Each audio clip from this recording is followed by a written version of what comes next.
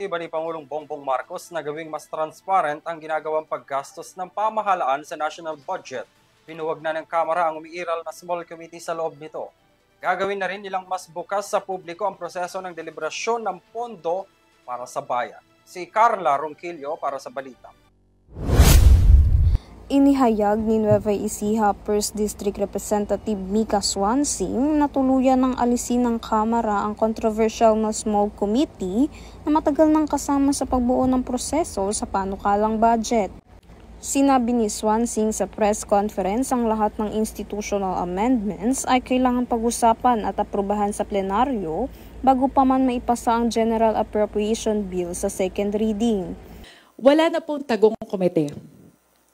Lahat ng deliberasyon ay isa sa publiko na po natin. Tatanggalin na natin lahat ng kortina para maalis na ang mga pangamba ng ating mga kababayan. From now on, the people will witness the process in real time because this is their budget. Sisiguraduhin po natin na walang may iwang bato na hindi binabaliktad sa pagsusuri ng ating panukalang budget.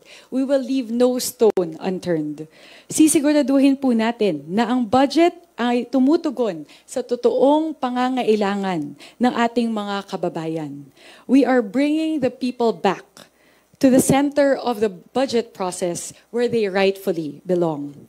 We will make sure that the budget will secure our country's economic future for generations to come. Dagdag pa niya na dapat gawing bukas at malinaw ang proseso ng pagbuo ng panukalang budget para sa publiko.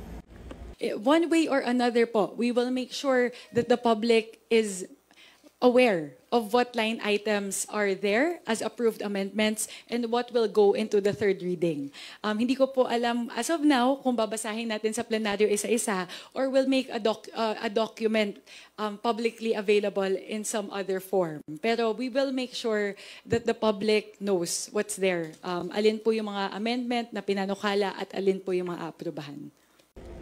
Sinabi pa niya, susuportahan ng Kamara ang panukala ni Speaker Martin Romualdez na bicameral conference committee meeting sa publiko. Isa rin sa mga pangunahing reforma na maging observer ang civil society organization at non-government actor sa bawat hakbang ng budget process mula sa pagpresenta ng ahensya hanggang sa BICAM meeting. Ito po ay, this is in conjunction with the pronouncements of President Ferdinand Marcos Jr. and Speaker Martin Romualdez in their call to open the BICAM hearings to the public. The BICAM shouldn't be the curtain call of transparency. Rather, it should be its final act. So, through opening the BICAM, the public will see how the final budget figures are decided on. Not just decided on, but heavily deliberated. Our third reform po is enabling civil society organizations to serve as budget watchdogs. Ang budget ay pera ng mga Pilipino. Karapatan ng ating mga kababayan na magkaroon ng boses sa kung papaano inilalaan ang bawat piso at malaman kung saan po ito napupunta. Samantala, bubuksan na ang usaping budget na nilalayo na palitan ng lumang proseso at maibalik ang tiwala ng taong bayan sa paggamit ng pondo ng bayan. Para sa EuroTV News, ako si Carla Ronquillo, sumasaludo sa bawat Pilipino.